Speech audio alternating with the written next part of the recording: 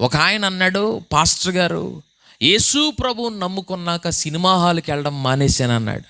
నేను అనుకున్నాను, అబ్బో ఎంత భక్తుడైపోయాడో ఈయన అనుకున్నాను. అనుకుని ఎంత మారిపోయాడో అనుకుంటా ఉండగానే ఆయన అన్నాడు, ఎందుకండి అన్నీ టీవీలో వచ్చేస్తున్నాయి కదా.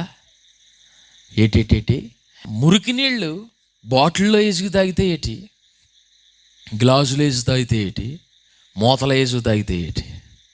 మూత అంటే సెల్ ఫోన్. కొంతమంది అన్నీ చెవిలో పోగులెట్టేసి సెల్ ఫోన్లు ఎట్టుకు చూసేస్తున్నారు చాలా మట్టుకు. ఆ చెత్త వదిలేస్తే నా దేవుడు నిన్ను దీవించడానికి సిద్ధంగా ఉన్నాడు. హల్లెలూయా. సి అంటే సిగ్గులేనిది, నీ అంటే నీతి మాలింది, మా అంటే మానవత్వం లేనిది. ఇది మీకేం నేర్పిస్తుంది?